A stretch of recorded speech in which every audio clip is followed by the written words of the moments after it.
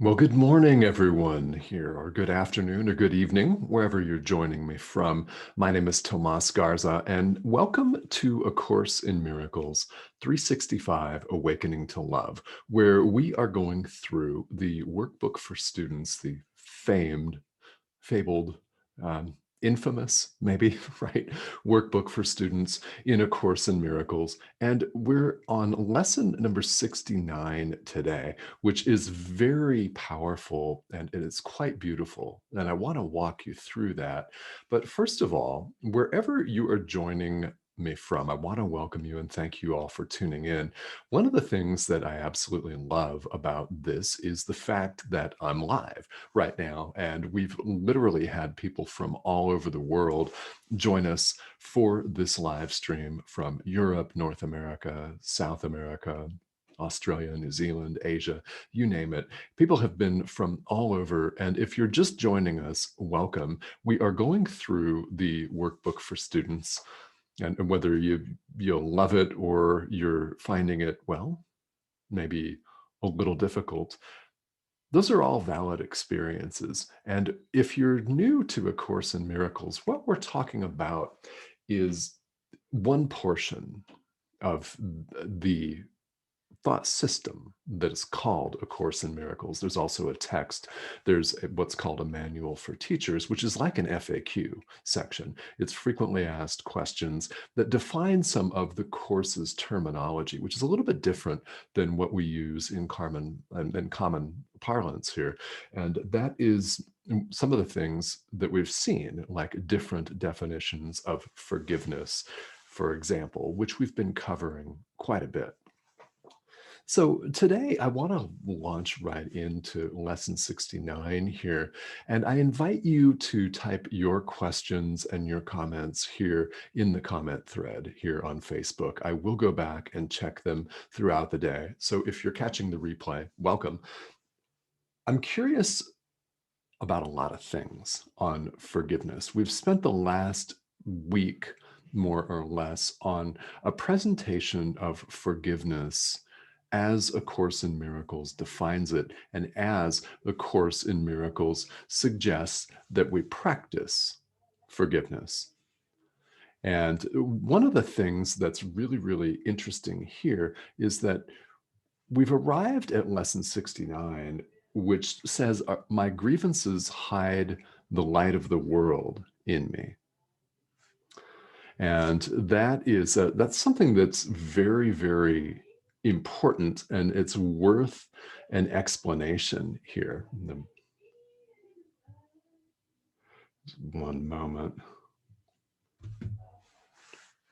And what we're talking about here is the grievances that we hold, grudges that we hold against people in the world, against situations, against entire nations, against entire political parties, hide the light of the world in us. So backing up a couple of lessons, if you're just joining us, we are, in fact, the light of the world, truth.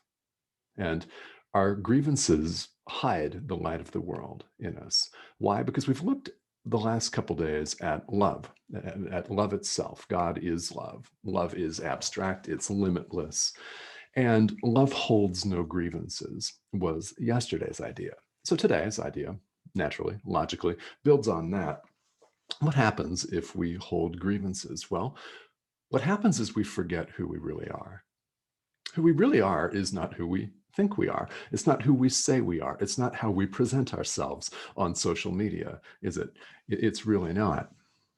It's something completely different, something that has always been there and has never gone away, despite our getting completely lost in definitions of ourselves, in misadventures, right? Maybe you call them misfortunes. In the experience of life here in the world, it gets obscured. But the truth, our reality, has never gone anywhere. It has always been there. Therefore, we can access it. And we'll talk about that today. Lesson 69 provides us with one way that we can access this. So when we're holding a grievance or holding a grudge, what we're doing is we're limiting ourselves. How are we doing that? We're seeing ourselves as separate from somebody else. If you're holding a grievance against your neighbor, let's say, you're seeing yourself as separate and your neighbor as separate, and he or she has aggrieved you.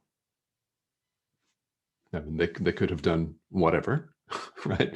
Whatever, however they did it, but it was something that maybe has given offense somehow. You know, you fill in the name of the person. We can all point to many, many, many, maybe too many, right?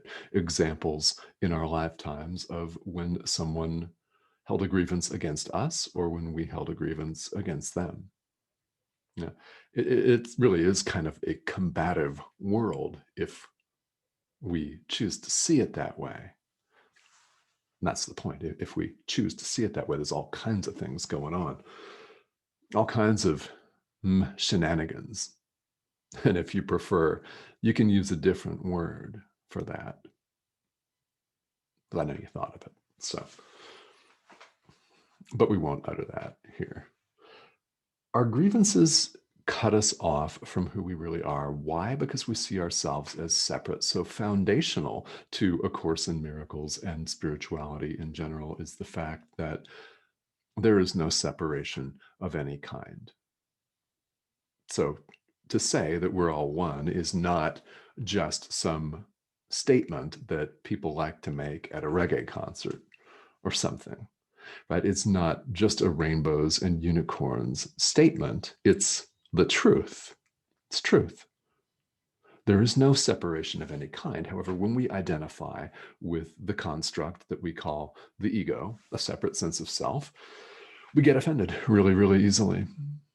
We're obscuring the truth, and our grievances hide the light of the world, which is union, which is joining its total love, which knows no limitations at all. So that's what's going on. And we're here to undo this. This is the point of spiritual practice, is to have us work with ourselves on ourselves to remove the barriers to the experience of love. In other words, we're removing clouds or veils, if you prefer, that are covering temporarily who we really are, which has never gone anywhere. It's never gone anywhere and has never changed. We have just chosen not to recognize it. Now you may think, well, no, I would never do that. Well, we all sort of did at one point. When, we don't know. And that question doesn't really help us very much. I mean, it's a natural question. I wanted to ask this. Okay, well, when did this separation happen? Yeah, when exactly did we go wrong and decide to separate from God and go off and start playing by ourselves to our own massive detriment? Yeah, when did that happen? Well, that question can't really be answered by the logical mind. Who we really are is beyond the logical mind. We are not our logical thinking minds. We're not our bodies. None of that. Ultimately, that's not who we are. However, we can experience who we really are, and we can do that right now in the present moment. Number one, we have to realize that it's possible. Two, we have to decide to do it. That is why on this live stream, if you've caught past episodes here, I am always, always saying we have a choice right now, today, in the present moment, between love on the one hand and fear on the other. The more we choose love, the more of these veils or clouds or barriers we lift. Now, today's lesson, lesson 69, this idea talks about a basic meditation that is very powerful. And I highly recommend that you read the commentary for lesson 69 and that you also make the choice to do this practice. It can be very, very beneficial to you. And like I've said many times here on this live stream, nothing is lost in spirituality. If you attempt a meditation and you're only able to concentrate for 10 to 15 seconds, that is better than nothing at all, much better, and nothing is lost. If you have an experience of concentration for a short period of time, you'll be back because we start to recognize ourselves. That's what happens with diligence and with making the decision over and over again to practice, no matter what your practice looks like. We keep coming back to it. We begin to experience life in a different way. Things begin to flow differently, don't they? Not a single one of us is the same person today as when we started out our spiritual practice. It's simply not possible if we make the decision to stick with it. In other words, there's no going back. Isn't that exciting? Because, I mean, if you've reached this point, which you have because you're watching this live stream on Enlightened World Network, number one, you're interested in this, which tells me you've reached a certain point where it really isn't satisfying to go back. It's not satisfying to go back and hold grudges and grievances. It's not satisfying anymore to withhold love. It's not satisfying to withhold forgiveness from people. Why? We begin to feel it eating us. Yeah. Once you've reached a certain point, then it's moving forward, moving forward from there. And why would you not want to? Despite the little voice, the ego, that chirps at us constantly that, oh, you hate these people. Remember, you hate these people. You don't agree with their political views. You don't agree with their religious views. You hate, hate, hate. And then this voice just wants to keep us separate, keep us in status quo the way it is, where each of us is experiencing a roller coaster of experience, a roller coaster of emotions, where one minute we're feeling great, the next minute we're feeling terrible. And it alternates. You could have a day where you have a preponderance of beautiful experiences, and then the next day it could really suck, and vice versa. It can flip flop. 5 minutes from now, you could be feeling great if you're not feeling well right now. And unfortunately, the opposite also holds true. You could be feeling beautifully aware, beautifully energetic, loving right now, and then something might happen 5 minutes from now that will plunge you from that height, and you'll experience fear, you'll experience resentment, you may experience a grievance. What's happening is, well, we're limiting ourselves when we hold these, especially when we hold them for a long period of time. So the meditation here is it's longer than I want to do on a guided meditation on this live stream, so I'll describe it for you. But the workbook talks about standing outside a circle of just clouds. Then imagine that you see dark clouds up ahead of you, like a wall that extends forever and ever and is infinitely high. It appears to be infinitely thick, and you're standing outside of it. And that's all you can see. So our grievances are like these clouds. If we are determined to go past them, which is why some of the workbook lessons say, above all else, I'm determined to see. Yeah, I'm determined to go past these clouds. If you formulate that determination and begin to visualize yourself walking toward that wall of clouds, you realize once you get there that it's not solid. It's like a fog bank. And if you continue to formulate the determination in the moment to go through, you'll walk right through them. And there is brilliant light, limitlessness on the other side. And you get there and reach them, and you realize the clouds have all evaporated. In fact, you can realize that they were never there to begin with. Just like passing clouds, those are our grievances.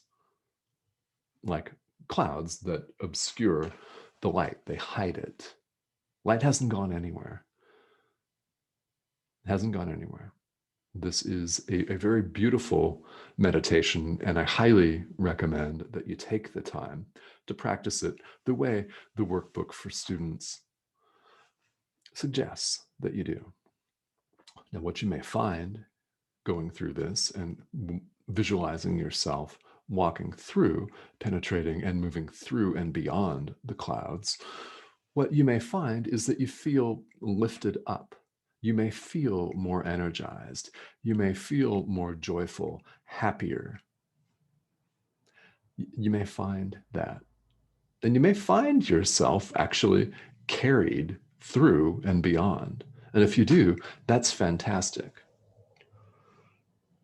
It's God's will that we see through and move through these clouds. And you know what's significant about that? It's our will too. God's will and our will are the same. They're one and the same. God's will is our own. So you formulate the determination to see, you formulate the determination to move past the clouds, and you are quite literally not alone. You're not on your own, and infinite power and strength and love goes with you 24/7. It's always been there. It has never gone anywhere. Reality simply is. And we are the ones that have chosen to see ourselves separate. When do we make that choice? Doesn't matter. Doesn't matter. The logical mind can't answer that question anyway. So why bother? We're the ones that have chosen to experience separation. We can choose union. This is the beauty of choice. And this is something that's worth coming back to as many times as we can and must in spiritual practice, is we have a choice right now in the present moment. And if we choose love, we notice those clouds get thinner and thinner. And at some point one day, when, I don't know, could be in 15 minutes, could be years from now. We don't know, but the clouds will be gone. At one point, they will be gone. So again, the lesson for today is my grievances hide the light of the world in me. They limit us. And our practice, our work here spiritually, is to not limit ourselves, but to go beyond those limits. They're illusory, like a bank of clouds. And we realize in the end that they were never there in the first place. All right. So thank you all for tuning in here. I'm going to look at the comments. This is one of my favorite parts, is some live interaction. So if you have questions or comments about today's lesson or anything else related to A Course in Miracles, let me know, and we'll get to them right now here. Bernadette, hey, how are you? Thanks for tuning in. Yes. Yeah, popcorn-looking clouds are not so finger-licking delicious, but can be extremely light and able to push through. Yeah, behavior is always a choice. I love it. Okay, so I love popcorn, by the way. So thank you for that analogy. I love that. Yeah, clouds are, yeah, they're light and they're playful. And when we're kids, we think we look at a cloud and we think we see an elephant, or we think we see a horse or a building or something, and we imagine them to be more solid objects that you can bounce on or sleep on or something, but they're just water vapor and they burn up really, really easily in heat. They just evaporate. They're pretty much illusory. They're here one minute, gone the next. And yeah, popcorn looking clouds can be extremely light. And you know, one of the things I love about that is they can part super easily too.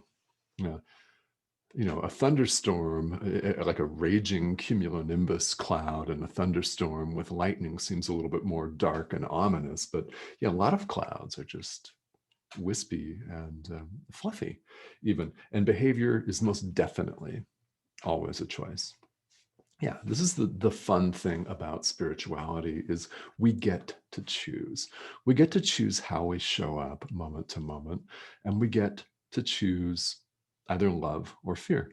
And the more we choose love, the lighter the clouds become, the lighter you feel, by the way, and the more connected you feel, all kinds of things. Think about your own spiritual path and how differently you feel today as opposed to when you started. What has changed? What has shifted for you? This is a really, really good question to ask yourself in those days where things seem a little difficult, because there will be those days where it doesn't seem like anything is working, where the world may seem stacked against you, where you are tempted to berate yourself as incompetent or unable to grasp the teachings or something, right? We all do this to ourselves.